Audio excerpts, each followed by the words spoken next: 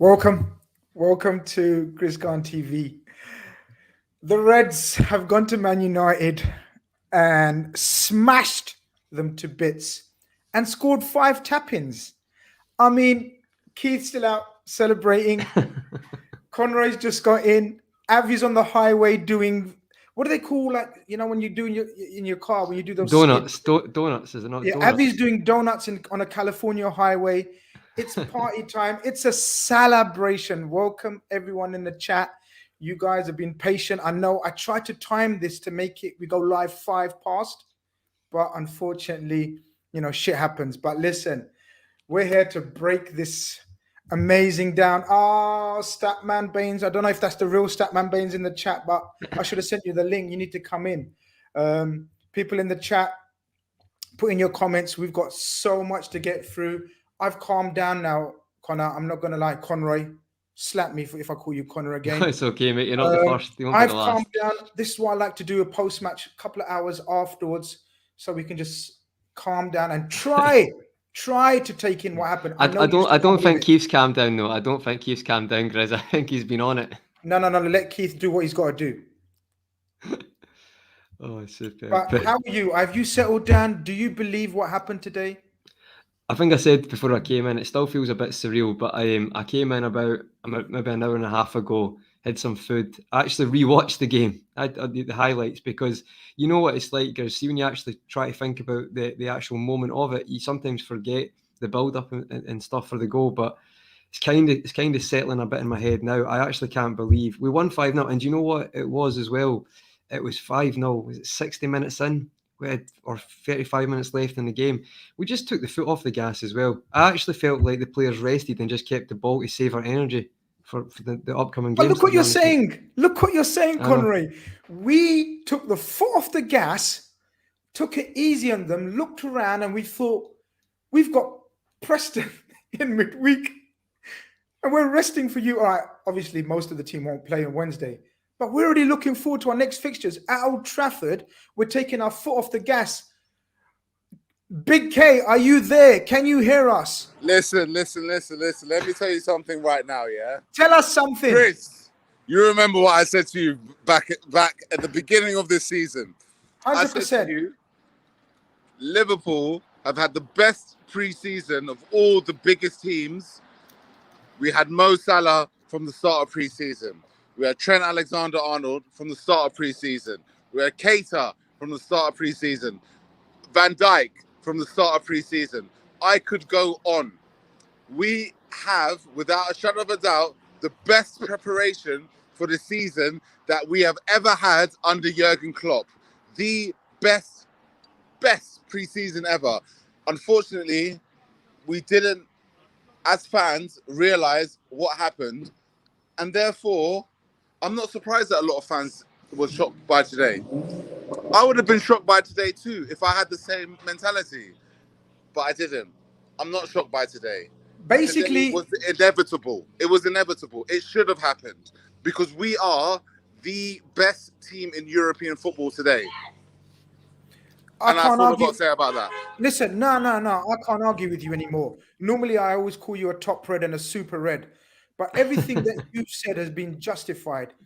And look, he's made a lot of amazing points as he does, Conroy, because we spoke at the start of the season that this is payback from last season, how we're going into this season when, in terms of a lot of players under the stewardship of Klopp there in pre-season, the injured big dogs back. Everything was geared to sort of this culminating in a performance like this. But me and you were talking off air, right? We weren't even amazing in that first half. What do you think to that?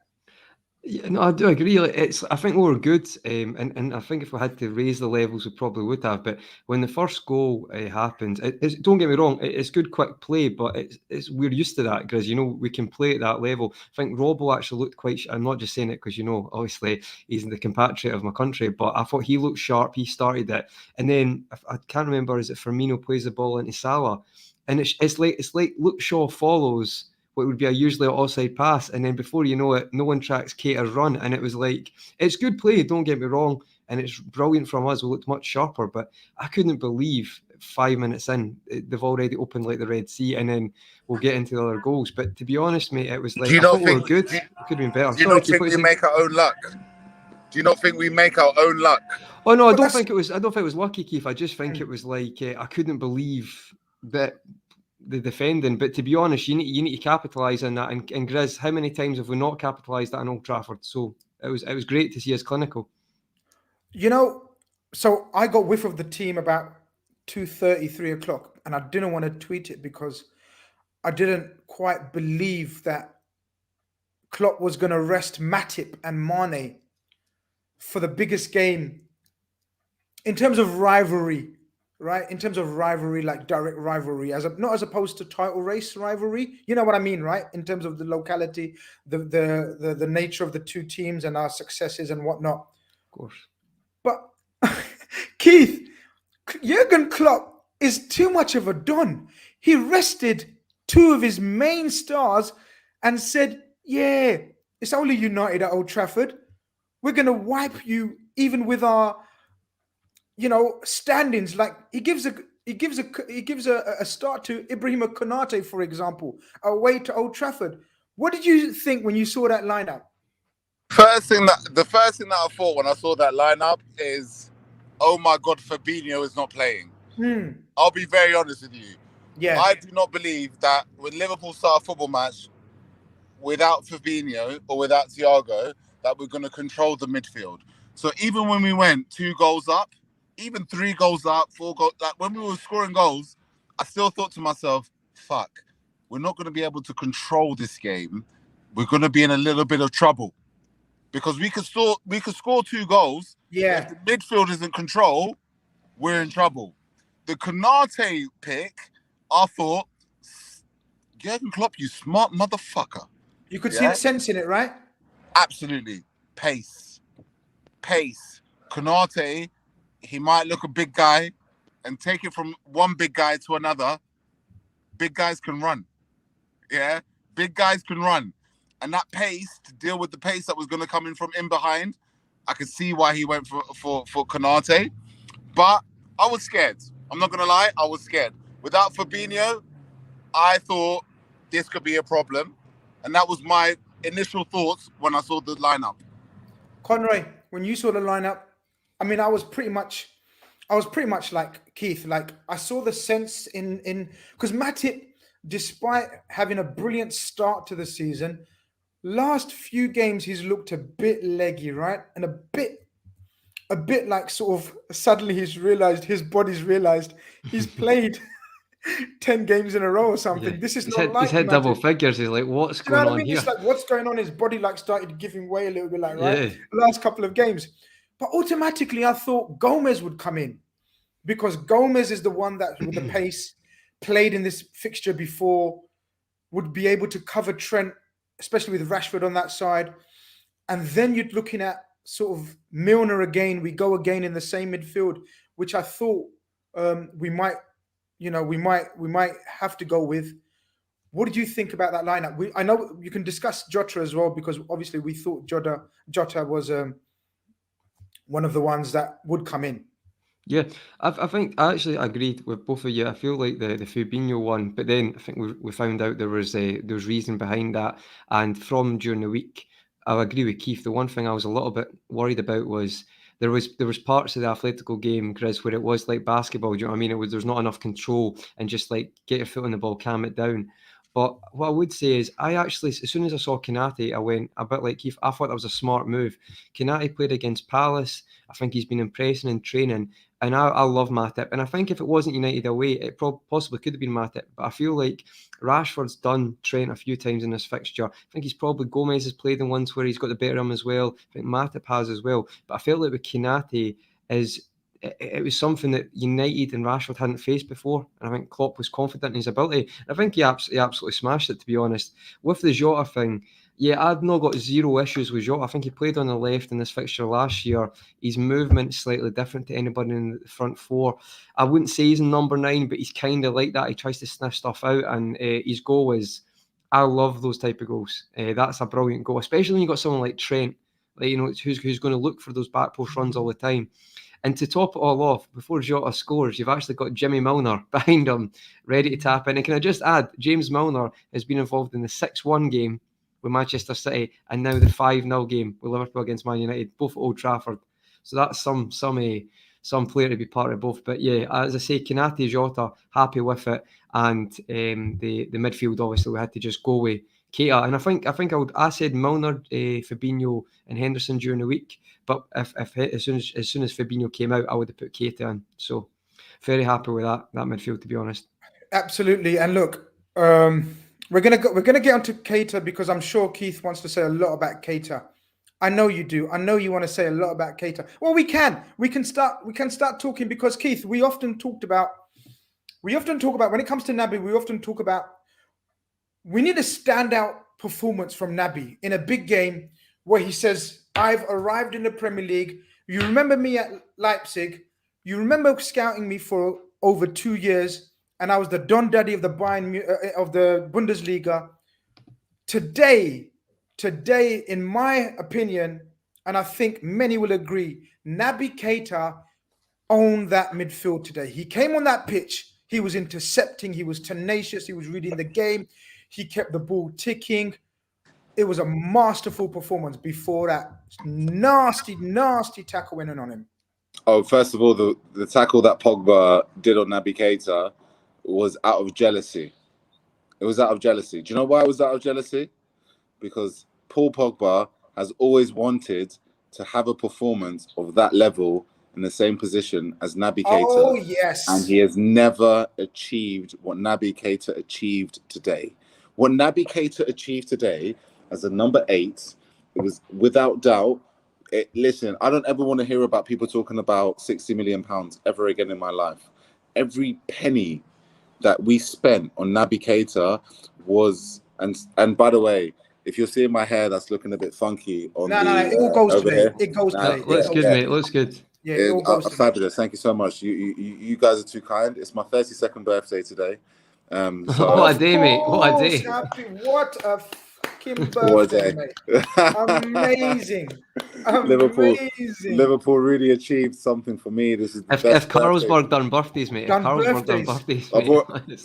I've already said to the missus, there's no present you can get me in the world that could compensate for 5-0 against Man United at Old Trafford. None. What I loved about Naby Keita today was that he took the criticism that he received, right, against Atletico Madrid. He took that. He took the questions about his pressing, in particular. He took the questions about his defensive work when he's off the ball, and he showed the world that he can be that guy. The goals that he scored was synonymous with Jurgen Klopp's philosophy that he wants to win the ball as high up the pitch as possible to make sure that we score goals. Naby Keita, what he did today was synonymous with that. I respect him more than anything for being able to, because you got to remember one thing. I'm a social media addict. I'm a social media addict, right? I got Twitter, I got Instagram, I got Snapchat, I got WhatsApp, I got all of them. Yeah, you can find me in all the social media networks you want. If there's any ladies there, Mr. Cross 89 Instagram, shout me. But all right, after he just mentioned his missus 2 minutes ago. Yeah. That's a good one. I'm in trouble now. But no, you're in trouble now. I'm in trouble now. But the football players today use social media. They all do. They look at everything. And the debate that was going on with Naby Keita, he would have seen all the tweets, he would have seen all the opinions, he would have seen everything, all the debate about him. He would have seen that because he's a young guy. He's below 30s. He's below 30s, and he would have seen all of that. And for him to step up to the plate after getting the trust of Jurgen Klopp and performing the way he performed at Anfield, he deserves so much credit, because that is not easy. We've all in our lives have had to deal with criticism as human beings, and it's very challenging to perform on the back of criticism. And for Naby Keita to do what he did today, he's shown a new level to us as Liverpool fans that I did not think he had. I'm with you. I'm absolutely with you because, as I said, we always look for a statement performance. And do you remember, Conroy, we were talking about it sort of a couple of weeks back that he's not had many where you stand up and say, that's the Naby Keita we wanted. And we wanted sort of, from the Bayern Munich, I keep saying Bayern Munich, the Bundesliga. I thought he was insanely good, but he wasn't the only one, Conroy. My God, where do we start? Who do we start from? The team just looked. Do you remember I raised one concern that I've got of Jurgen Klopp when he goes to sort of these games, and we discussed it, that we play the occasion, we don't play our game. Well, today, from the very first second, even when they got that one chance, and even that chance, did you think, oh shit? Because that was very similar to the goal Atletico kind of scored, like starts off wide on the wing, and then not enough challenges, and then Rashford managed to get through. A bit of luck because of the Konate. But for me, I thought it was a total different way of starting against Man United. I thought we were front foot and we really not disrespected them, but we showed them for what they are. No, absolutely. I think, to be honest, Chris, seeing these games, sometimes you do have a mad couple of minutes as well. Like, how they have that chance. I think that's sometimes always going to happen. On our pre-match and the other streams, I was saying, let's control it for 20 minutes. Then before I blinked my eyes, they've got a chance, and then Keita scores. And it's just crazy. But I do feel like you're absolutely spot on. I know in a few shows you'd said as well about just play the match. Don't play the occasion, just play the match, just as if it was any other match. And I think you might say that in some teams that doesn't make sense, but when you're talking about Klopp, completely get it, especially with United and Everton games. I think he sometimes does pay them too much respect is the wrong word, but we can go at them, and we haven't. But today, I mean, just as soon as it was a bit like, the Watford game, obviously Man United are a better team, but it was like we sussed out in 10, 15 minutes against Watford that we can just get in this easily. And that's how the game went. I mean, I think if we break it down, Grizz, I know we're going to go for each goal, but I think 3 of the goals come from the left-hand side. It's just Robbo putting a ball into an area or into one of the channels there for Mino, whoever's there. And they can't handle it. It was just, we talk about players. I just wanted to mention, Grizz, I know we'll get onto it, but I have to shout out, I did not know Jordan Henderson. That might be one of the best passes of the season for the last goal. Just a quick mention. I wanted to shout that out. No, it's not. It deserves more of a quick mention, mate. Just it deserves more than a quick mention. What a pass. I watched that again. What a pass that is. See, again, I'm going to bring in Big K here because I know he notices the bullshit that's on social media and what's said about Henderson. So, he's gone now, just when I was about to bring him in. But Who's back? Are you there, Big K? Because I know you're a big advocate of Henderson, and today it was Derwin Jones says captain, fantastic performance. He commanded the ball. He commanded his teammates. I think he was fantastic. Do you agree? Do you know what I love the most is that, and by the way, I'm in the car right now with a Chelsea fan, right? That all he does is give Jordan Henderson shit. And you know what he says, yeah? He says all Jordan Henderson does is pass sideways. All he does is pass sideways, right? Well, can you get him home quickly? Can you get him home quickly so he can watch the highlights again of today's game and check out his performance today and his pass? Don't worry. Like no. First of all, before the pass, what I want to talk about is the pressing performance, because Jordan Henderson gets criticism 2 ways. The first criticism he gets from fans is that he doesn't play forward passes, right? He doesn't play forward passes. He doesn't put the pass forward. He doesn't try and make things happen. That's what he gets as a result.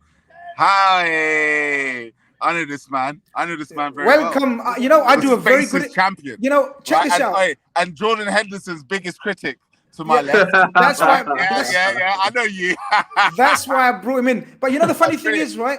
Hussam doesn't know I can do it. Hussam doesn't know I can do a very good impression of him, but I won't do it today. Go for it. No. Welcome, my brother. Welcome to my channel. You are most welcome. Thanks I need for to bring having in. No. I needed to get some of your opinions and your style of giving your opinions on the show today, because this is a celebration today. I wanted to get. I wanted to have a celebration. It's Big K's birthday. Avi's doing what they call again, Conroy?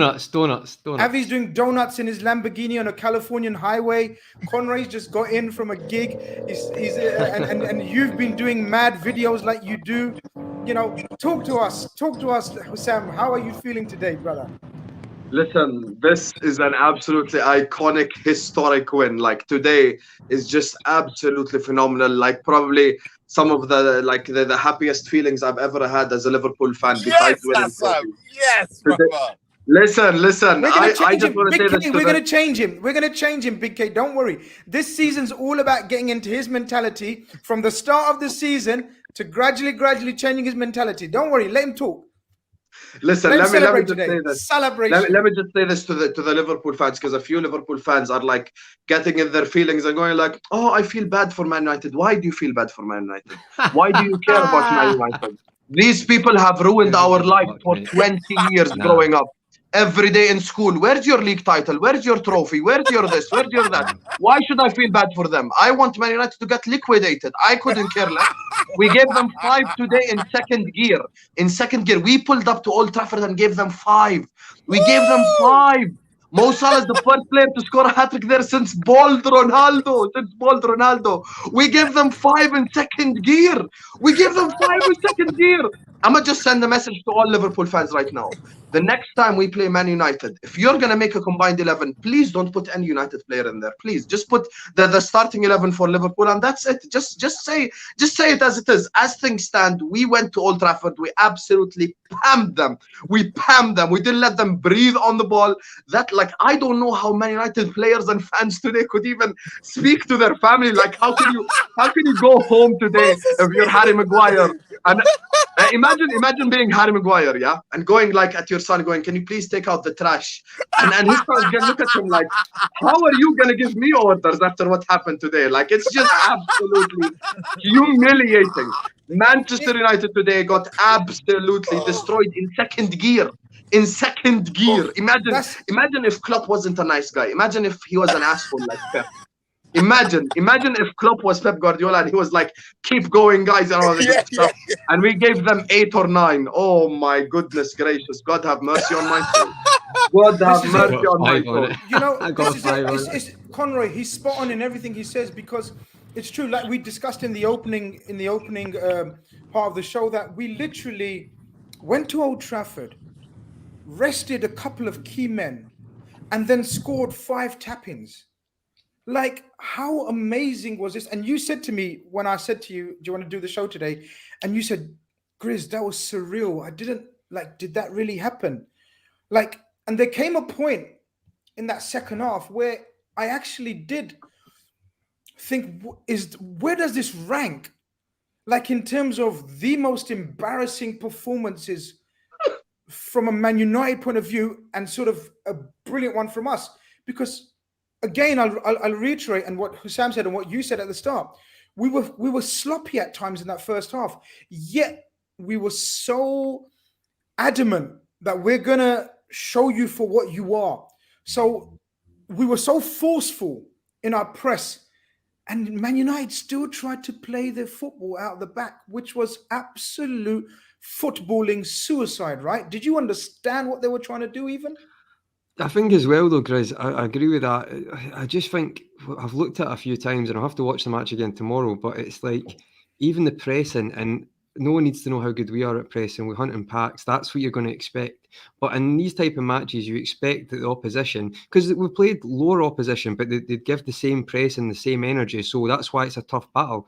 But today, it's not even like, I didn't think Man United pressed very well, or their pressing team. who knows? It felt like if you're coming against a team who's better than you, which I think we are in general, we're a much more unified team. You need to be up for the battle, and they just weren't. And it's quite simple. And then, as you said, mate, like I'm not going to be too critical, but see, people forget about Bobby Firmino's chance, like 7 minutes in to make it 2-0 as well. Like we actually missed a few, but it doesn't really matter because like we still absolutely dominated and absolutely just took them to the sword. But overall, mate, it's a hard one. It's like that's probably the most embarrassing United will ever have at home, because even when they lost to City, there was underlying circumstances. You could say they're down to 10 men for a large period of that game. City scored 3 in the last maybe 10 minutes, I think. The Tottenham game, Martial gets sent off after I think 15, 20 minutes.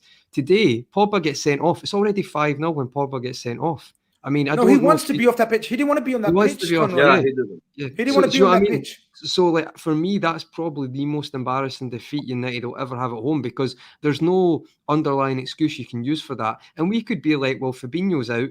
You could manage Jota's debatable. Probably the best DM in the world is out for that game. And we've just, a lot of our midfielders out, and it's laughable. And see, the worst part is, Grizz, as we've already said, and Hussam has mentioned, that I've seen Liverpool play a lot better. Like, we played well, don't get me wrong, but I've seen us like absolutely cut teams apart. I don't think we had to even get to that level today. We're good, but we weren't. We didn't even have to be great. Not even close to it.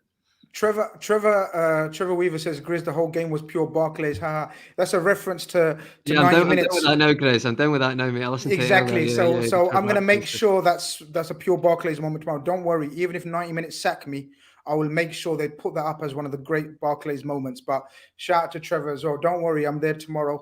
I will represent you guys very well. I'm going to try my best. But listen, let's get serious, because Big K, I want to talk about sort of the way we just didn't. We showed a side to us that is relentless. Okay, this week it was built up as a crucial week for us. Are you there, Big K?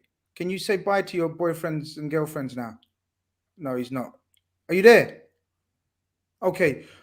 This week was built up. So we pummel Watford, and people say, oh, it's only Watford, 5-0. We go to the Wanda Metropolitano. Is that how you say it, guys? Yes. We go to the and we're only the second team to beat them on their ground in 4 years of Champions League games, right? Which is some feat. And people say, oh, yeah, but the performance. Then we go to Old Trafford and hit them for 5 as well. Do you remember the season where we beat Madrid, Man United? Who else did we beat in that week? I think it was them too. It was Old Trafford and Madrid, yeah. Old Trafford and Madrid, wasn't it? Where does this 4-1, compare? 4-0. Yeah. 4-0 and 4-1. Where does this compare for you, Big K? In terms of the Premier League, this is the most significant result this season, without a shadow of a doubt. Listen, let's be honest with Manchester United. We saw what they did against Atalanta. They do have the attacking finesse to be able to make that game a lot more uncomfortable for us. For example, when we went 1-0 up, squeaky bum time. When we went 2-0 up, even more squeaky bum time, because I thought to myself, okay, we've gone 2-0 up. Manchester United could effectively score, especially, again, putting my brain in this situation, yeah? The situation being that we were without Fabinho. And for me, without Fabinho, I worry about control, because as we saw against Brentford and we saw against Atletico, when we don't have Fabinho, when we don't have Thiago in that midfield, I don't believe that Henderson, Milner and Naby have that control. However, to go and leave there with 5 without a goal to our name, for me, was a big shock, a huge shock. I did not expect that. Even in the most toppest of toppest red, you can call me the 99.999 percentile reds. Be careful. The top red killer is onto the side of you. I know. Oh, we've met on Don't go there. Spaces. We've met on Spaces. By the end of this season, he will be a top red, and that's my promise. Never. All the YouTube world. That's my promise. That's my promise to the YouTube world. Hussam will be a top red and have belief in this club and its recruitment and its management and its players and its squad. He will have full belief in everything. He will stop Habibi. doing silly videos on YouTube at the start of the season, doubting this magnificent football club. And Wait, he will Hassan. celebrate with us. We will be. Habibi. Listen, I didn't doubt. Habibi, I Hassan, put us. you I can put come us do second. pilgrimage Come on, with me. that's not doubting. But anyway, Hassan, you can come do pilgrimage with me. You know, it starts in London, then we Inshallah. go up to Liverpool. Yeah, we start the pilgrimage together, Habibi. Yeah. Yes, we will. Inshallah. Yes, we will. But Hussam, I want you to talk about. We briefly spoke about him, but I want you to give me your real analysis, some real insight into the Ibrahima Konate colossus that entered the fray at Old Trafford up against one of, on paper, let me make this clear, on paper, one of the best attacks in Europe, people were telling us. Greenwood, who actually is a phenomenon. All right. I don't want to downgrade their players. I want to upgrade ours, because that's the way class clubs, class fans behave. We upgrade our players. That's the first and foremost. Greenwood, Ronaldo, Bruno behind, and Rashford. Talk to me about Ibrahima Konate, Old Trafford today, brother. Listen, Ibrahima Konate, the biggest compliment I can give him is he did not make me miss Matip whatsoever. Like I genuinely didn't miss Matip at all. And look, we've been telling like rival fans, we've also been speaking as Liverpool fans like regarding Joel Matip and saying he's definitely been one of the best defenders, best centre backs in the league this season.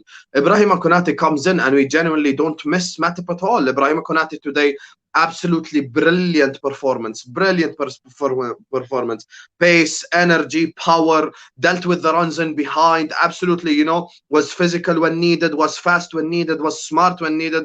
I think his IQ as well, we like his footballing IQ was on display today, you know, with the line we played, like was never caught in a you know, playing the opposition onside sort of situation. Like he was very, very smart today, and that's very impressive, because make no mistake, today is Konate, I think, second start in the season. The first one was against obviously in the league. The second Palace, one, the first one was against Palace. Yeah, Palace, if I'm not mistaken. So listen, you start your first away game at Old Trafford, like in the biggest rivalry in the world, never mind England, and you put in that performance. That is impressive, no matter who you support, no matter what you see today. Ibrahima Konate, extremely impressive, was absolutely phenomenal in the game.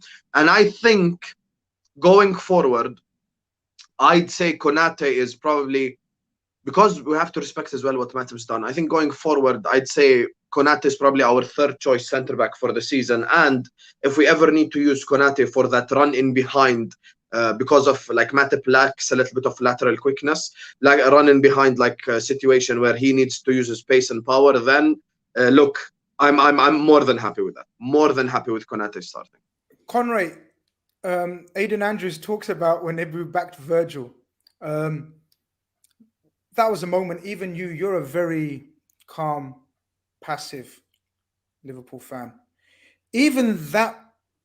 Sorry, maybe that incident made you kind of just puff out your chest and say, go on, Ibu. Because for me, he's probably the youngest on our team. Was he the youngest in our team today, lads? Is he younger than Trent? I thought Trent was Yes. a little bit younger. He is a younger than Trent, then he must be. He may be younger than Trent. I wish If Laura he's younger Duffy was than in the Trent, chat then to he's tell the us. youngest. Yeah. So for the youngest guy and to be making his debut, to run 30 yards and sort of back up his team, it shows you the mentality that we already know of, obviously, because when we do our scouting, we look at everything. Was that a sign again, like we spoke about, Naby's arrived today in that performance? Did that give you a slight indication like Ibu feels part of this institution now? Absolutely, and I think just to add on what Hussam said there as well, I think we're developing this narrative that you got your centre back partnership has to be for the full season. But I think after last year and the last couple of years, especially with City's depth.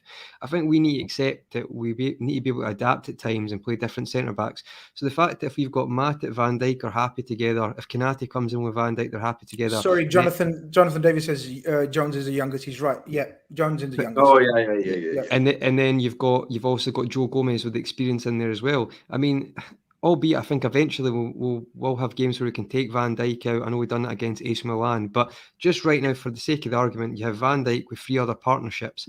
And to be honest, I'm pretty ecstatic with each one of them. And then with that, Grizz, it allows each one of them to feel part of the team. I mean, I'll even go as far as to say Nat Phillips. So Nat Phillips, you might not play a lot, but there is certain games that you can use a Nat Phillips. You go to Burnley away, and Nat Phillips suits that. That's meat and drink time. Just so I think Klopp's just an expert at making everyone feel part of it. And I think even people were worrying that Konate's not playing. He's 34 million.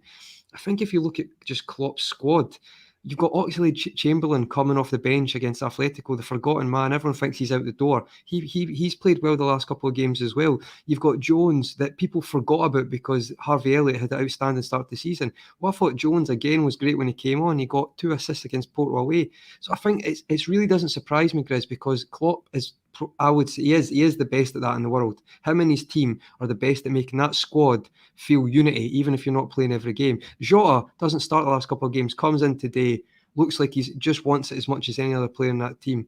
And I feel like you've got the same with Shimikas and all that to come in. And I just think he's it's genius from Klopp again. And then Konate's able to step in, as Hussam said, at Old Trafford. I think the only one I'd say who's done that before, I think it was Trent. Was his first game was away. Yeah, right against back, Trafford, yes. Which still, when I think back, that was still a bit like dodgy, but it was really good. But when you think about it, that's a crazy decision. But yeah, honestly, I think. I got a question for you. I was going to put a question to you. Who danced? You go first. I got a question. It's a question. Who was the Portuguese national that danced today? Who was it? Yeah, that's right. It was Diogo. It was Mr.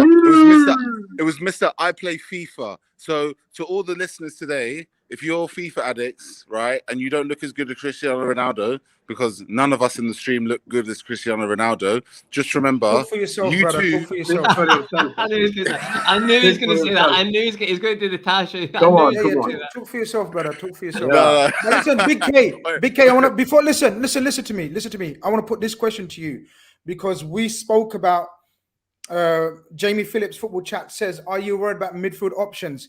Can you explain to me, because I still don't understand why a lot of fans, not only Jamie Phillips, I'm not calling you out, bro, but can you tell me why this is still an issue?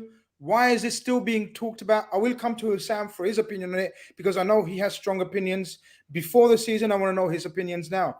But today again was a prime fucking example of what Conroy says, that our manager is a genius. He knows his players and the state of his players more than anyone. We've spoken about Matip maybe feeling the 10-12 games this season and he's feeling a little bit tired. What does he bring in? He brings in a colossus of Konate.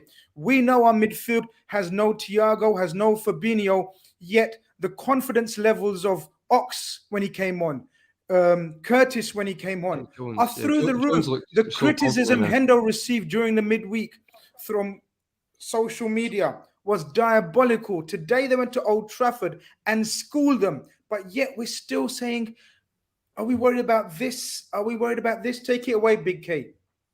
We would always be worried because if you ever look at the mental, how do I describe it? If you ever look at the mental capacity of those that have suffered from PTSD, they would always be slightly frightened of the unknown. And I understand that. I understand that 100%. I have to understand that because I was the same, okay? We were there when Liverpool were losing football matches, when Liverpool lost 6 games in a row.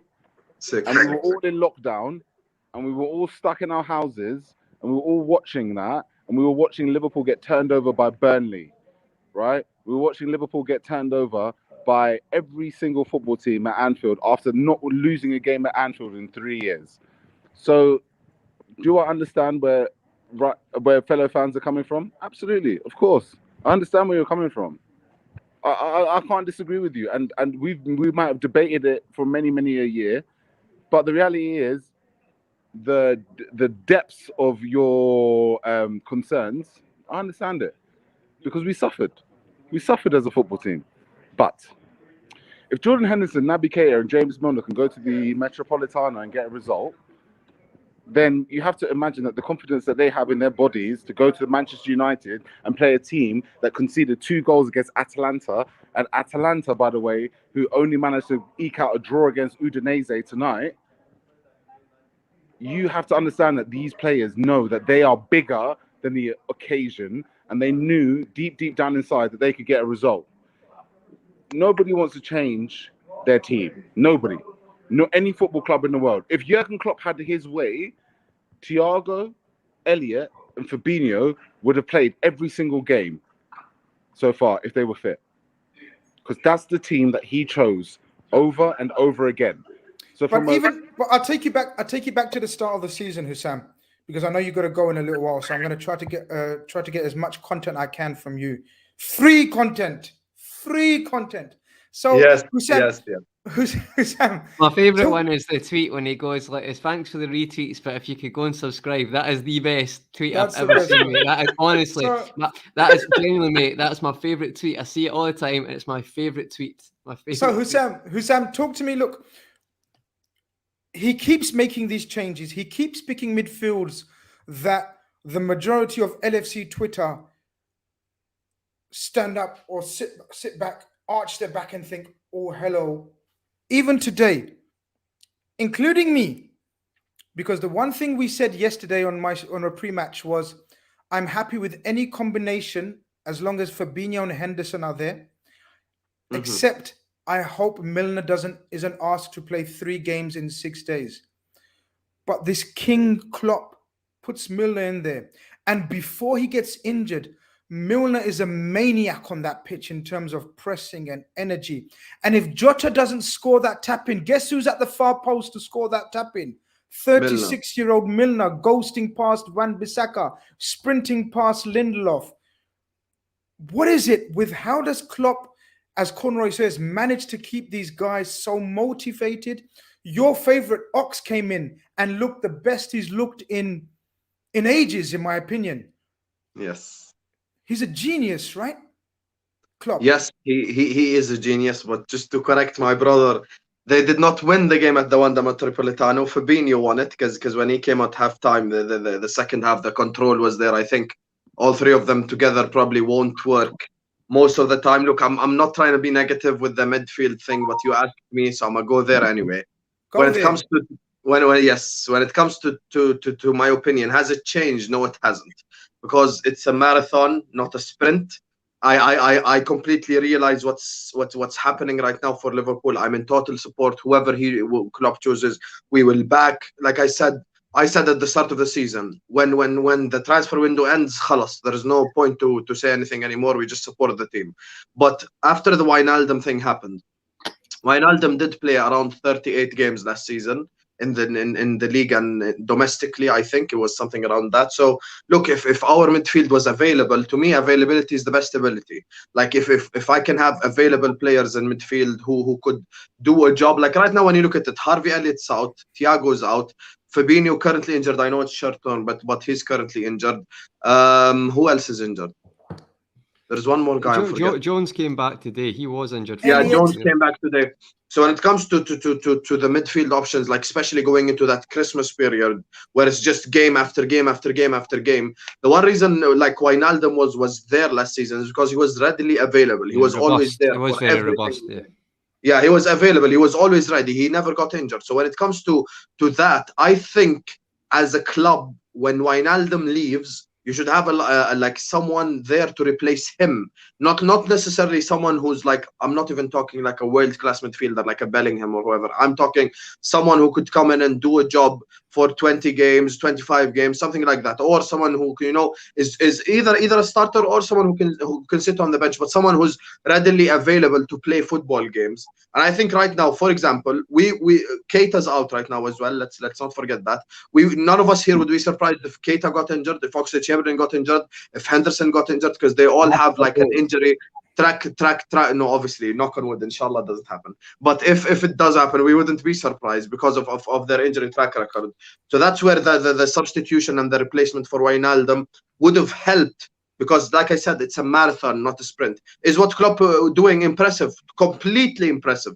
Completely impressive. What he's done with Harvey Elliott, Curtis Jones, etc. No one can deny it. But this is it. You just mentioned two key players, Hussam. And before I reluctantly welcome Blue Chip because he knows I'm angry and annoyed with him today. What have you pressed? Have you pressed a button? Because I will remove you from the stream. You've pressed something. No, that wouldn't be me. You do not touch my screen. Welcome, Don. Don is here. Don, welcome, Don. How are you? Yeah, Don's here. Welcome, but you do not touch anything. Top Red, what's happening with Top Red today? Yeah, so listen. What I want to say. What I want next week, Don. Don't forget the watch along next week, brother. Yes, I want you the Brighton one, innit? What I want you to Don's made a few points there, which I mostly disagree with. Avi, are you touching the? Avi, what are you doing to the stream, brother? Listen, I'm on cloud 9, 5-0. Can we please come on? Because I'm here now. Blue Chips here. I'm gonna remove you from the stream. I'm gonna remove you from the stream. If you touch it one more time, Qasam, Wallahi, promise you, I'm using all the terminology in the different languages so everyone knows that I'm saying I promise you I will remove you from the stream. I want to see your hands up here. Do not touch Don's up, Don. Yeah, Don's made a point. Don's made a point about our depth. And he's reverting back to the argument about our squad depth. And I'm trying to explain to him that if we had bought Harvey Elliott for 40 million as a Spanish young sensational midfielder, people would have been absolutely over the moon because we bought a name. It's just, again, you can't cater for impact injuries like this, like him and like Keita again, an impact injury. Elliott, an impact injury. You know, I think it's overplayed about our squad depth. I said it at the start of the season, and I'm saying it now, even in the middle of a 22 ungame beaten run. Avi, what's your thoughts on this? Listen, Don was going back and forth over the summer about the lack of signings. Don, and I'm not singling you out, Don, because you know I've got a lot. No, we said everyone. We said the majority. A lot of people, and even I agree.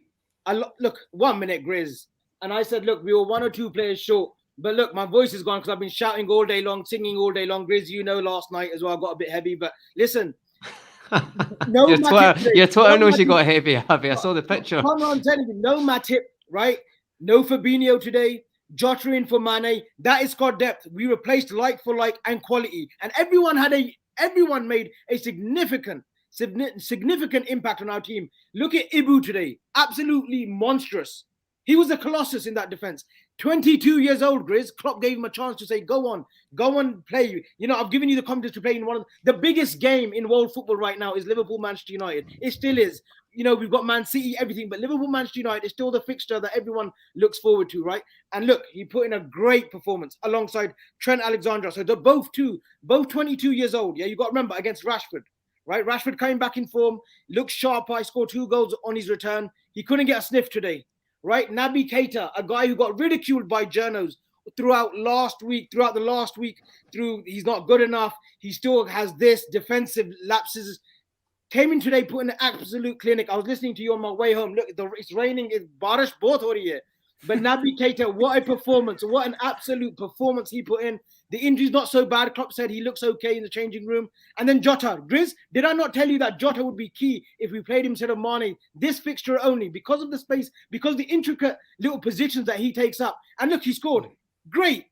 What more can we do? What more can we do but just glorify this win today? Happy birthday to Keith, Conroy, great stuff on Carnage. Don, sir, you are absolutely amazing. Next week, Watch Along is going to be off the hook because I'm going to be teasing you every single minute of that game. Listen, why? What did I do? Why am I public enemy number one? Abby, no, Abby. I'm gonna explain something to Abby. Abby, you just joined. Akhi, let me explain something to you. I got asked the question.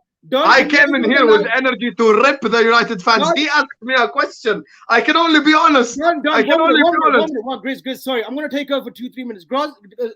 Don, give us a little rendition of "Oh, is that the wheel? How good does it feel? We got Pogba, McTominay, and Fred against Liverpool. We shed the bed. Ole, is that the wheel? Tell me how good does it feel? Oh, the whole steering wheel, Chris. The whole steering wheel comes out. Wax on, wax on. You know why I do wax this? on, Because wax it's on. crashing. Because But it's listen- crashing. Like he's going left, he's going right. He can't control it. And Have you listen- seen Austin Powers? Seen Austin Powers when Mike Myers Yeah. is trying to? That's what it's like. You just lay back and forth. But Conroy, let's bring some sanity to this insane duo. Jake Connor says it's the best squad depth we've ever had, and I absolutely agree. This is the best team, and I'm probably older than all of you put together, close, right? But I'm telling you, this is the best squad I've ever seen in my life. And it's moments like this that you sometimes have to accept and realize we are absolutely out of this world.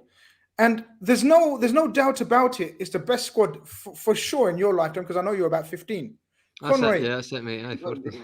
Conroy, can you see where he's taking us in terms of the age of the, because Avi's mentioned a few players.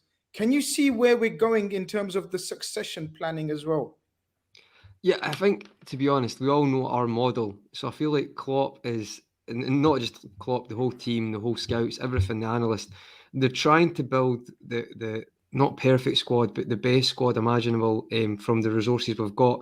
And it's actually quite amazing when you think about, I'm not going to compare, but look at United's squad, look how much money they've spent, and look at our acquisitions. And we've got, I wouldn't even say we've got the best front three now. I think it's a front four. I've said that a few times. I don't think our front three is a front three. I think Jota is a main part of that as well. But each one of them's like, I'm not going to bore you with like the Moneyball statistic, but it's kind of like that. It's like find the diamond in the area that no one else is looking at. And I feel like I agree with Don slightly. I do think we need a centre mid, especially with Elliott being injured, because that's great that he's came in, but he's injured now, and I still feel like the January period in England is not like anywhere else, the Christmas period, and it can take a lot out. And for me, I think we're so close to having an unreal squad, like the depth. If we could get, we're not going to ever be better than City, I think, but if we can get a striker, a number 9 in, just to come on the bench or whatever, a centre mid and a backup for Trent, like going forward, because obviously Milner can't do it. For me, that's the best depth we'll ever had. I think we're close to, I think we're already is one of the best squad depth Liverpool have ever had. When you consider as well, Oxlade, Chamberlain, 40 million, Keita's 60 million. So to have them not even starting every game, but they're kind of proven effective now, it's very good, Grizz. But Grizz, do you not think we need a centre mid? Do you not think it's just a bit with Christmas look, coming? you Do you don't not think think we there is need one at all? So look, no. I'm not gonna. I've just realised that I'm the host of this show, and I've kind of drifted into something that I didn't want to talk about. Okay. So I'm gonna stop this chat, because tonight's not the night to talk about what we need tonight. No, Avi, because Sam's got to go in 1 minute. So I want him to tell me about his favourite goal today. You got 5 to choose from. Favorite moment. Favorite moment, favorite goal. I haven't got a goal. I got a moment which I will. Hey, wait a sec, Avi. He needs to Avi, go. you can't say the same moment as me. Yeah, I'm gonna mute him. Don't worry. Go and talk, guys. Yeah, he's drunk. Hussam, Go on, Grizz. Hussam, talk to me about your favorite moment, your favorite goal, or anything that made you just go wild and ecstatic. Listen, the obviously every single goal was just absolutely phenomenal. I shouted louder and louder, like literally every single goal. My favorite moment of the game is when Van Dijk shoved Ronaldo. I knew you were going to say that. You were going to say and Ronaldo just like moved back immediately, and I was like, yes, that's the fight. This is when just like. He's actually massive. He's huge. Look, This this is mad. Like the way he just moved Ronaldo out the way is just absolutely like, bro, Van Dijk is just a massive colossus. But the goals today, honestly, every single goal was more quality than the other one. First goal, Firmino, Salah passing to Keita, goal. The second one, Keita pressure, Trent whipped ball into Jota, phenomenal goal. Salah as well, Keita like repaying the favor from the first goal. After that, the fourth goal was Jota as well, who laid in the ball to Salah, and finally the fifth one. I think the fifth one for me was the most special goal. I'm gonna tell you why. Because that pass from Henderson, If my life depended on it, I would have never dreamed of him making a pass like this outside of the booth. Like, listen, I'm gonna go a little bit old school, Quaresma sort of like pass with the outside of the boot, like unbelievable pass into Mo Salah's feet, and Mo Salah dinks De Gea. If I ever see De Gea in a combined 11 instead of Alisson, wallahi, I will go crazy. Wallahi, like, Man United today. I just need to understand. Like, I just need the Man United fans to understand something. Everything Ferguson built in 30 years, Klopp has just destroyed in 4. Do you understand the level of football heritage we're talking here? Your own manager came out in a press conference and said this is football heritage. Do you realize Klopp took 4 years to destroy everything Ferguson built in 30? Do you not realize how embarrassing today we just gave you 5 in your own backyard? 5. And look, after the 5th went in, Klopp was like, guys, calm down. So we just started vibing at Old Trafford. We're just passing it right and left. We're hanging out. We're playing in the park. It was amazing. It was amazing. Goal. He's talking about but he just proved that the whole game was his favorite. The whole game, yeah. I can't say one. We just beat United 5-0 and you want 1 goal. Yeah, What about when Sky moved the cameras from Fergie to Kenny? That was that's unbelievable. That's crazy timing. If you want the best moment, full stop, it was when the Liverpool fans sang Ollie at the wheel. That has hands down the best moment of all time. Did you see when Robbo went to the camera when it was 5-0 and he said, keep going, be ruthless? And I was like, I know he didn't score again, but like that kind of sends shivers down my, because that's what I want to hear. Just like, because we're fed up. I know Grizz knows I've got PTSD when it comes to John O'Shea's winner at Anfield, right, from Man United, right? But see, all those memories, they're ingrained. So I want to embarrass. I don't care about. To me, it's all about winning this game, and just. I hope we do the same at Anfield. I hope we score 7 at Anfield. Honestly, do you know what? Shall I tell you what the best part was for me overall? All we heard yesterday was a statement from Chelsea. Beating the worst Premier League team at home, 10 men, right? Then we heard Man City have gone and put a statement out. And all eyes were on Liverpool again going to their fiercest rivals. Did you see the crowd at the start? They were up for this shit. They weren't, it wasn't, we were going into the Lions' den again. We spoke about whatever happens when it comes to Man United, Liverpool, Old Trafford, and vice versa. When Man United come to Liverpool, the crowds get up for it. The players get up for it. The atmosphere was toxic, like in terms of they wanted blood. Man United's players were going in on hard on challenges. Cristiano Ronaldo losing it. You know, who was the one who nearly took Keita's head off?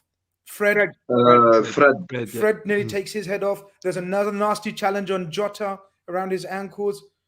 We just shut the whole crowd up by halftime, sent them home.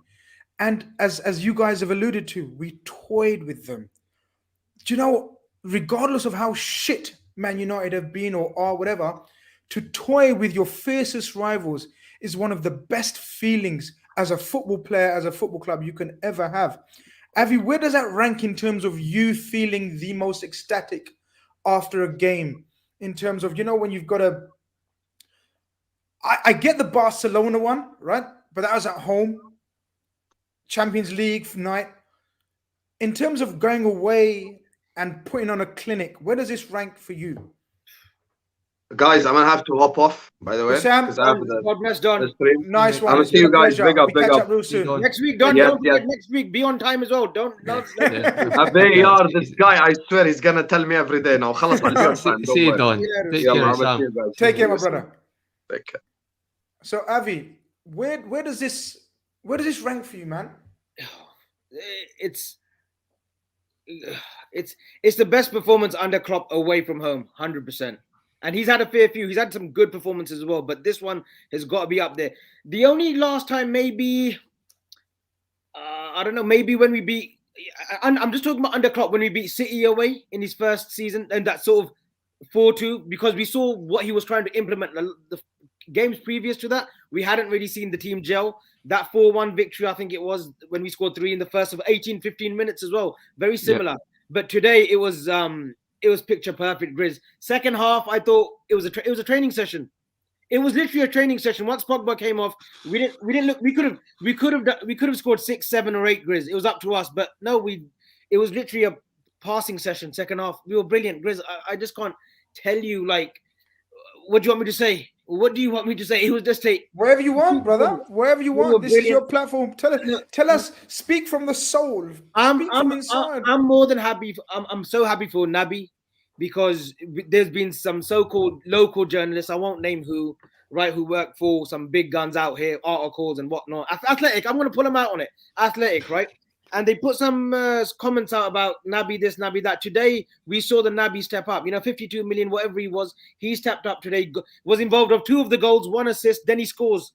He scores the first most important goal. And the way he took that as well, a calm finish. De Gea is on form. But Naby, man, Naby all the way. He deserves the praise. Came off, hopefully everything's good with him. Everything that United want in Pogba, we got in Naby today in that first 55 minutes. We spoke about this. Yeah, we spoke about this before you come. True, though. Conroy, tell me where Pogba's taken a game scruff of the neck against a big team like a Chelsea, Man City, Liverpool. No, for United, 100%. Yeah, he's done nothing against us. I think we can all agree that like Paul Pogba, for his career, he has to leave Manchester United. It's never going to work there. But I was just wanted to add to that as well. See, when we start looking at, like, I'm not a stats merchant, but Keita's building up his stats for the season as well. So you've got a few goal involvements today, 1 assist, 1 goal. You've got the goal against Atletico, screamer, unbelievable goal. You've got the other screamer against Crystal Palace as well. So he's kind of building up. That it's not just a case of 1 good game out of every 6 months now. He is building up. Now, don't get me wrong, he was great today. It was the best he's ever probably played. His midfield runs, I don't know if Klopp had worked with him specifically. I don't know if he's fought that today, because I've not always seen him do that. But he must have saw a weakness in United, because he'd done that several times. And I'm just really happy for the guy. And as Avi says, hopefully that injury isn't too serious. And he can kind of, hopefully, I think, I'm going to say it, I'm going to put my neck out in the line. I can see the light of consistency with Naby Keita. I can see it, and it's close. And hopefully he can just crack on now. Grizz, just not only that, a massive contrast in comparison. Look at the way Sancho has been brought into the United team. Look how Klopp's done it with Konate. He's bided his time with Konate. He hasn't gone and thrusted him in there and said, you know what, you're going to be my first star. He's basically said to him, look, you've got to learn the pace of the game. He gave him a bit of a taster against Norwich. He gave him a taster against Palace, where he started the league game. And then today, the biggest game in world football right now, Liverpool, Manchester United, it always will be, it always has been. He put Konate in there as a 22-year-old and said, you know what, I have enough belief in you to do a job, more than a job today. We spoke about the youngsters and we spoke about Naby. Conroy, I know he's one of your favourites. I want to speak about the performance of Bobby Firmino today. I thought he was absolutely brilliant. He was class. It reminded me of a performance once where we watched Newcastle come to Anfield and they took the lead.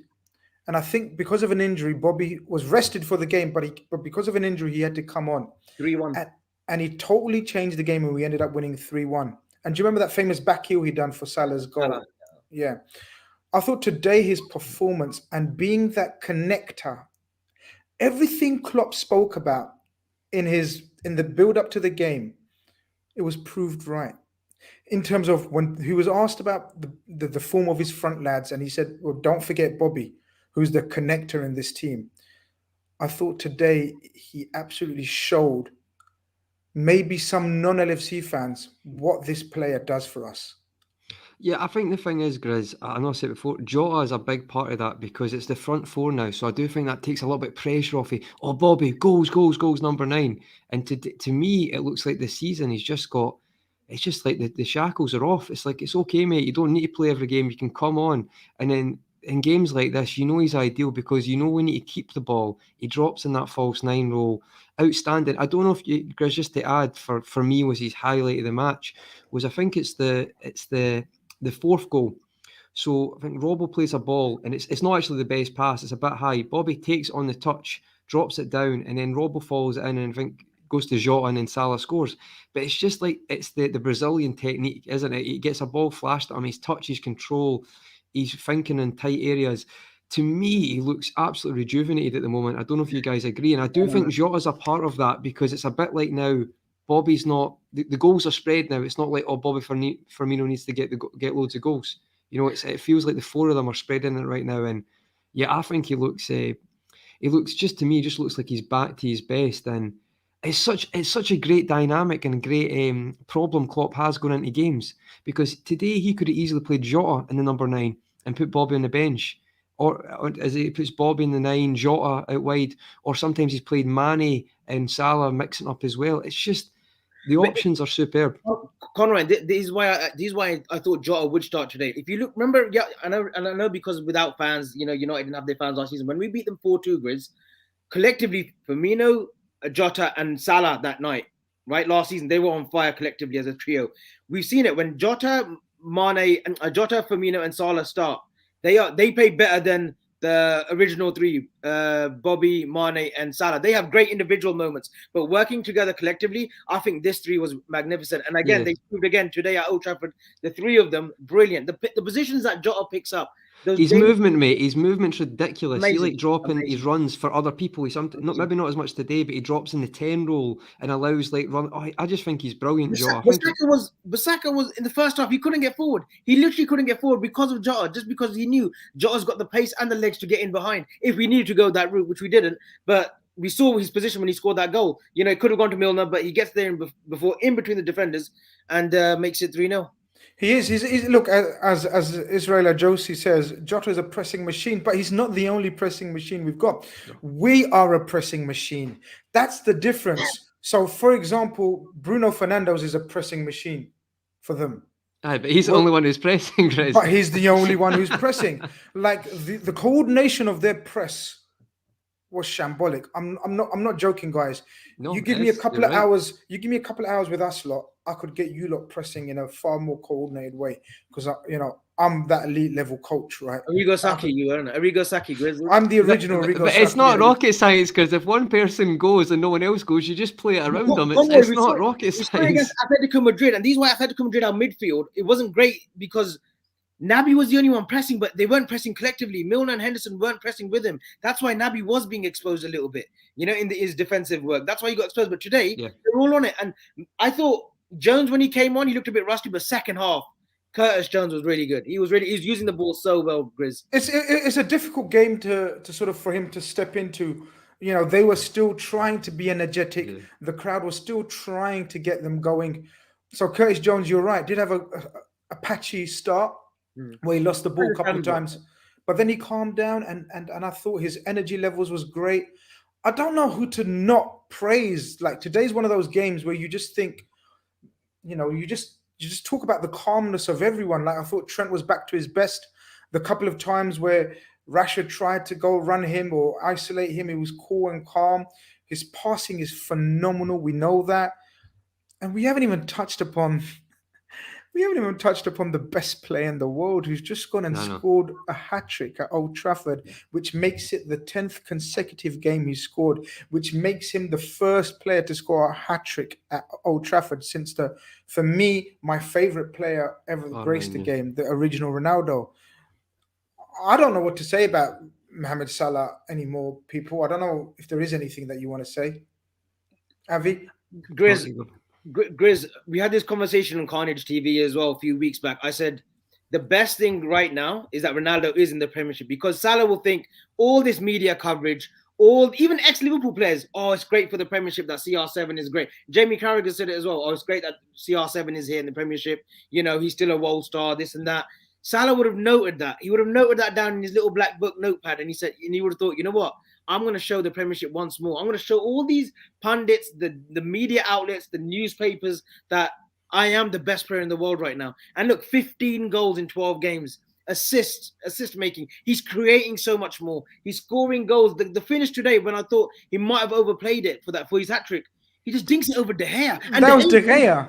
De Gea has been one of the best performers this season, one of the best goalkeepers this season. It's actually, I'd probably say it's a bad touch for Henderson. Like, his second touch is it, and it's like he makes up for it, and that's the kind of way he's thinking is now. It's like he just chips it in the wee area. Completely agree Sorry, Avi. Sorry to interrupt me. No. Look, we've run out of words. It's just really, when it comes to Mohamed Salah right now, Grizz, if he doesn't win the Ballon d'Or, I don't care about Lewandowski, whether the awards last year were cancelled, but he deserves to win it. He's not good. I'm not going to. He's not going to win the Ballon d'Or, though, is he? Because they judge it on like trophies as well when it comes to close. And no, but sometimes they do on individual brilliance. Conroy, in 2019 when Messi won it, Barcelona had just won They only had won the league. They didn't do anything. They still won the league, though, mate. Still won the league, though, mate. Like I just mean, I'm just going by the way it usually works, mate. I'm not being. I just think that's.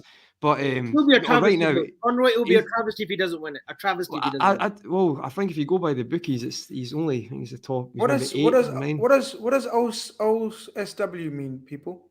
Because he is the best outside something winger of all times. Outside Southwest. What? OSW. Someone Google it. Conroy, you're his partner in Carnage now. Go and Google it. No, I know. What the hell would? Why would it mean outside Southwest? The new slang these days. The new slang that they use. Okay, well, Bejan Pops will come back. Hopefully, explain what that means. Oh no! By the way, just in the comments, just to clarify, I'm not saying Liverpool win trophies. I'm saying the Ballon d'Or is 2021, so it's like February. So you won't win unless you win the League Cup. You're not going to win a trophy when it gets presented. That's all I was saying. OSW, old school wrestling. Maybe it's got a reference to that. Outside. I don't think it's that. One season wonder. There you go, Grizz. One season wonder. That's true. One season wonder. Of course. There you go, yes. Come on, Grizz. That's a good one. That's a really good comment. That's a really like Grizz couldn't even figure that out. Come on. Helium Mateus says movement, unerring finish, composure, teamwork, non-stop sprints, loads of creativity and perfect time. He's just unstoppable, and even good defenders can't stop him. And we'll talk about this because, you know, some of the players he's played up against, he's making them look like the goal against Man City. Well, sorry, first he scores against Watford, and everyone thinks, oh, it's Watford, man. No, he scored against Man City, Grizz. He scored Watford last week. Yeah, sorry. First he scores against Man City. Oh, yeah. Laporte and Diaz as well. Some of the world's best. That was a special goal. That was a special goal. Some of the world's best defenders, and you're just blown away. And then he does it against Watford, and then he goes to the Atletico and just does the same thing there. And now he's gone to Old Trafford. It's difficult. It's difficult to just fathom what we're witnessing. I think, Conroy, we're going to have to realize and accept that we were blessed to be living and watching Liverpool. We're going to really remember this period, lads. We really are. It's not sunk in that what we're witnessing right now is absolutely insane. Like, we can't believe that he's one of us. He's one of ours. Like, how often have we claimed Steven Gerrard, Suarez? Even when Suarez was amazing, there was always Messi and Ronaldo above him. Yeah. And Suarez only really hit that argument level was when he went to Barcelona. Exactly. Yeah. But to say he's one of ours and he's the best player in the world, bar none, is some feeling, right, Conroy? No, see, the thing is as well, what I was going to say, Grizz, I'll start with that and I'll raise another point about Salah, but he's just like, I think, you know what, they two goals, the one thing that annoys me is they're amazing goals, but you can't just judge a goal to say why he's the best. You actually have to watch his performances right now, because even if he didn't score those type of goals, his performances right now, he's the most well-rounded he's ever been. And it's not like his improvement is amazing. Like, and people might think, well, Conroy's first season scored 40 goals, but if he's watched Liverpool, you'll know what I'm saying. Like, his decision making is much better. He's making the ball do the work at times where he doesn't have to run with it. He's just, his decisions, everything's on point now.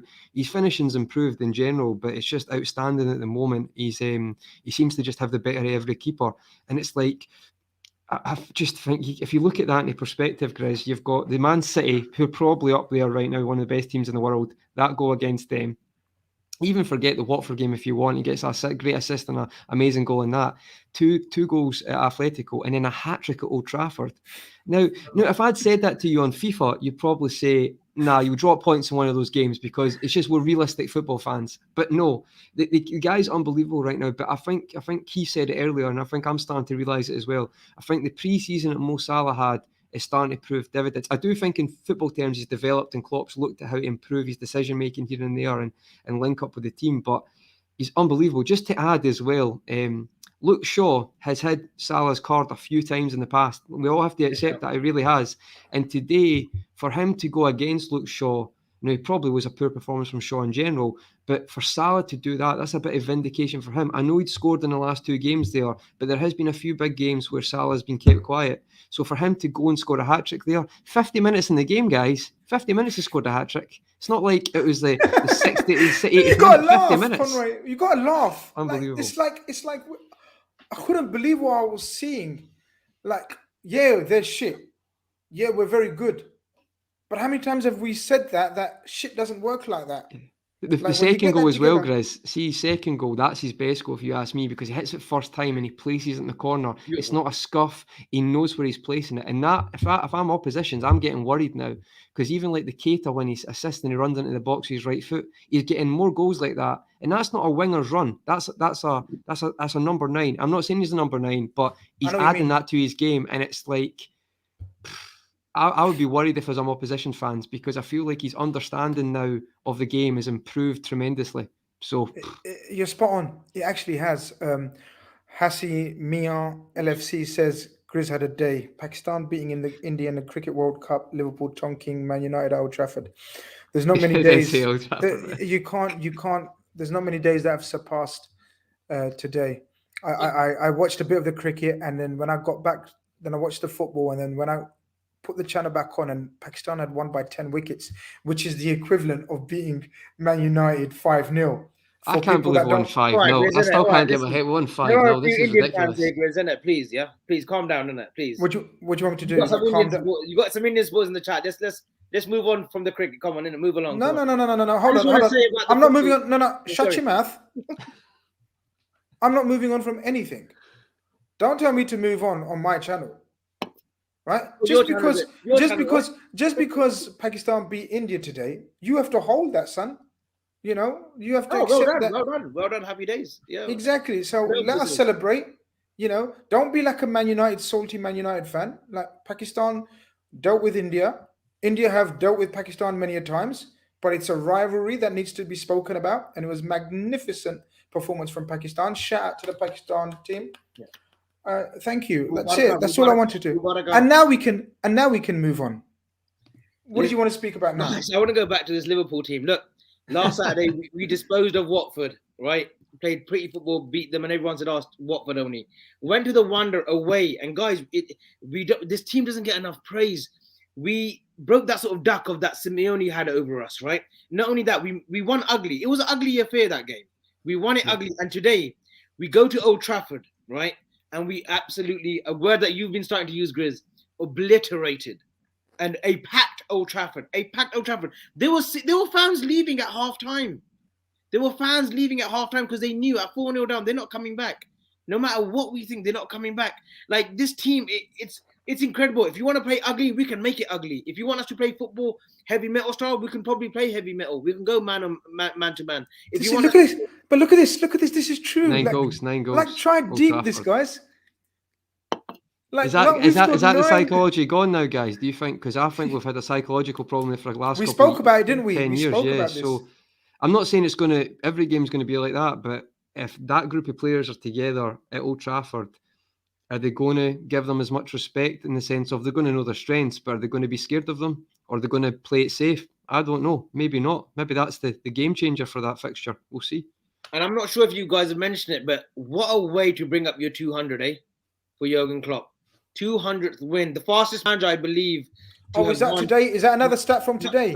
I'll put it on your ticker. So if you read the ticker at the bottom, it's been there all for the last hour and a half. Avi, there's a lot happened today, mate. You can't take everything in. It's like you've got Neville. Honestly, and I've been watching analysis for the past 3 hours. I've been watching. It's just you can't get enough of all the analysis because just watch. You can't keep up. Like, I seriously.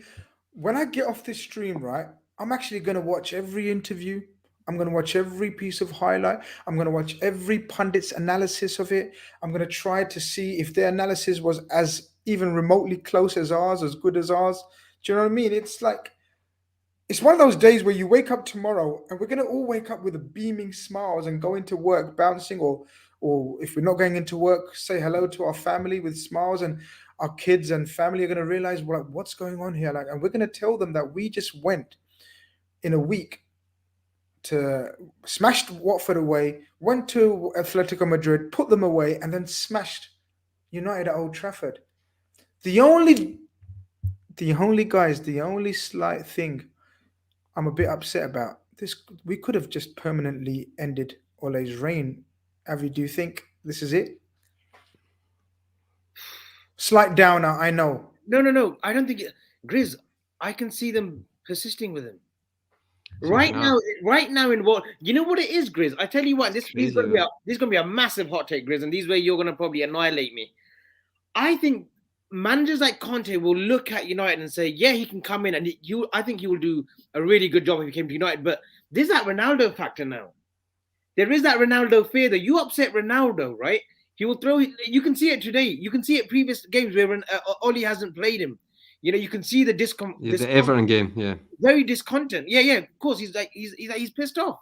I can't see a manager right now. What about Zidane, Avi? Zidane's only one, I think. He's already confirmed he would never take a job in the Premiership. He doesn't want it. Really? When did he He's say a that? no- You know, stuff Zinedine Zidane changes, has- Avi, all the time. Stuff changes all the time. Like that. Zinedine Zidane has come out and said he would never take a Premiership job. He's waiting for that French job. He's waiting for the French job. He wants the French national job after Deschamps.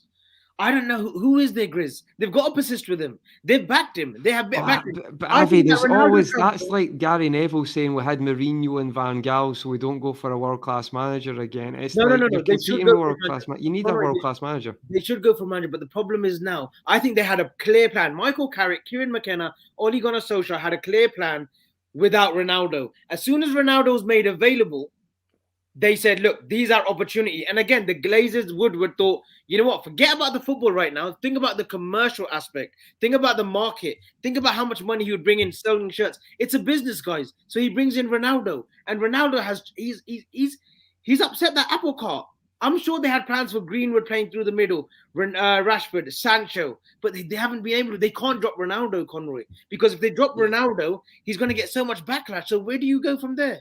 Yeah, well, I think if you're a top manager, you make it clear that you're 36 years old, you can't press anymore, and systems will win tournaments or leagues. So we're going to use you against some teams. But today, for example, I'm not going to blame Ronaldo for today as like one of the main reasons they've done that, because Ronaldo's still exceptional at scoring goals. But I mean, you're managers for a reason. Like the manager, this is I don't know why I'm not defending Manchester United, but this is probably one of the biggest clubs in the world, right?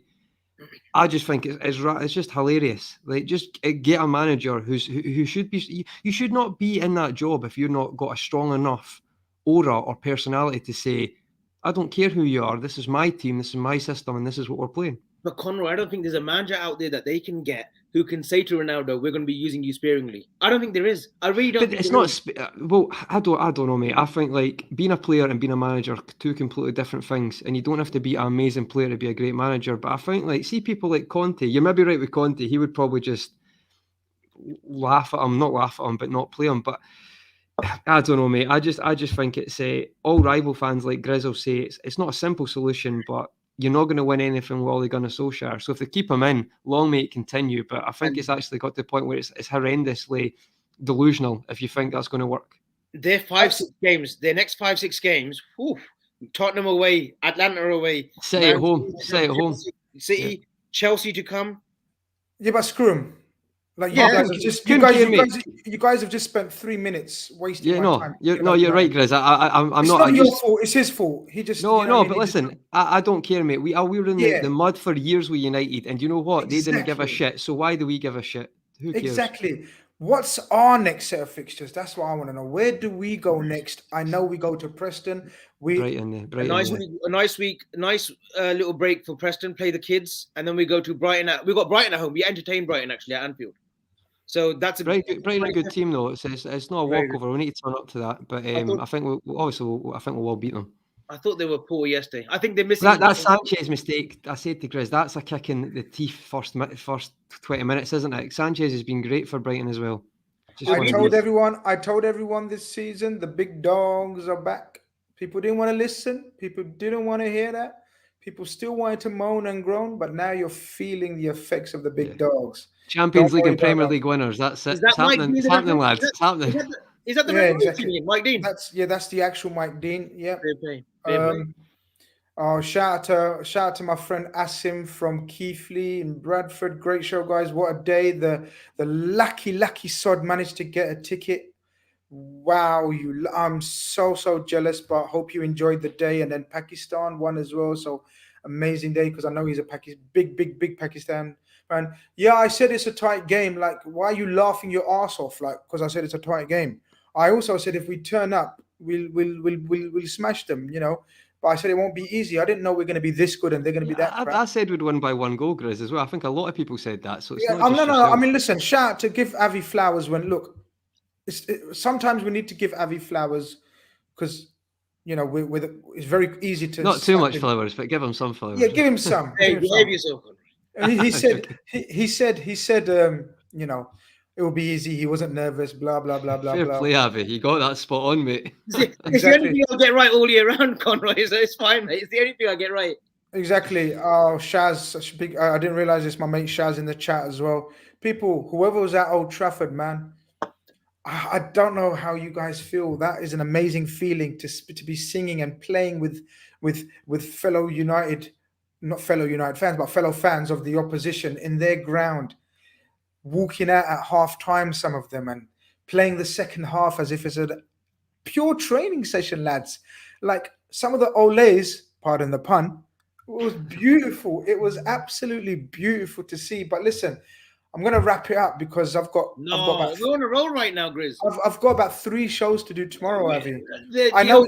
Are we going to comment on El Clasico today? Real Madrid beating Barcelona 2-1. No. Any games there? PSG.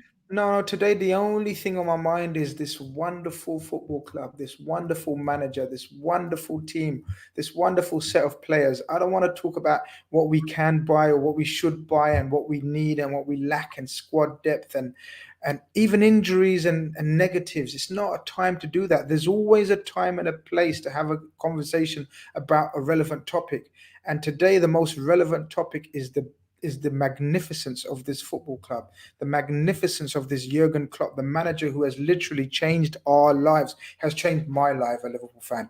We were going through the doldrums. We had Rodgers, we had Roy Evans era, we had so many false dawns. Kenny Dalglish coming back. This guy has totally changed my football club and fans all across the world, the perception of Liverpool Football Club. So I only want to talk about us, and we've spoken about us. It's been a magnificent show. It's been a magnificent weekend of football, and we've come out of it absolutely smelling of roses, guys. I'm going to wake up tomorrow and go to 90 minutes, check out 90 minutes tomorrow, the gas tank. Make sure you take your CBD oil tonight as well. You'll have a better sleep, Grizz. CBD. I'm gonna take my CBD oil. In fact, I don't need my CBD oil, but shout out to www.eliteme.com for all your CBD oil needs. My sponsors, my lovely, amazing sponsors. But you know what? Today's a time to celebrate and relax. I think it's a time to unwind now, guys. I know, Avi, you're gonna go out and do more donuts on the Californian highways in your Lamborghini. Yeah, you do what you got to do. But me and Conroy, we held this fort from the start, and you guys in the chat have been amazing. The chat's always amazing. Make sure you subscribe if you haven't, like if you haven't. Just on that 1 minute. Sorry, I'm going to interrupt you. As soon as we get to 5K out of the all the subscribers, we're going to randomly pick one out, and we're going to be giving them a retro European shirt. Milan, Fiorentina. I don't know which one it will be. It depends on my supplier, but we'll give as soon as we get 5K subscribers. Hopefully, very soon in the next week or so, I will pick out a random winner and we will send you off a retro football shirt, European shirt. I'll send you the 20 quid later, Avi, and you can I can be the random winner. Make sure, guys. Let's get to 5K as quick as we can. Some exciting things to come this week. Grace, shall I give him the schedule or? No, because I'm not going to lie to you. I'm not going to lie to you. Your sort of appearances, your timing, your organization is absolutely embarrassing at this moment. So you've got a lot to live up to. So I don't think you're in a position to talk about my channel. Well, we have got a Liverpool Brighton watch along, guys. If you lot want to join us, Liverpool Brighton watch along next weekend. Oh, you promised to watch along. You promised to. We'll be live. So you can talk away, but it's falling on deaf ears. It's falling on deaf ears. But that's very nice of you to donate a retro shirt to one lucky winner when we reach 5K. So people will let you know about that. Conroy, anything to say before we go and before No, I kick off, have you off the stream? I think we've covered absolutely everything, Grizz, and to be honest, mate, I think I'm just going to leave here and watch the YouTube analysis on my phone of the game. So yeah, thanks. What a great show. What a great day. It's still a bit surreal, but I know. yeah, It's unbelievable. mad. But yeah, It's absolutely mad. Like, do you remember how much nerves we were feeling? Like we were saying, Oh. this is, but Mate, anyway. we're phoning up, Chris, and I'm still like nervous, and I'm like, what is wrong with me? What is actually wrong with me? I know. But listen, like I said, we'll get your mentality changed by the end of the season as well, with the season with us. Yeah. But We'll be top Reds by the end. absolutely, we'll be top Reds. Avi, thanks for joining us at the end No, and sorry kind I of was late. Thank you for messing having me. about with the stream and changing our pictures and everything. You're an absolute clown, but we love you. You're my clown. You're the best in the world. Hope you have a great day. We're going to go to sleep. I'm going to block you now in case you start calling me or WhatsApping me. Yeah. But people in the chat, make sure you like and subscribe. Make sure you like the way on your way out. It takes 1 second and it helps me so much. As you know, we're trying to grow this channel and hopefully bring you more wonderful content as our wonderful team progresses. This has been another amazing post-match show. Long may they continue. Over and out.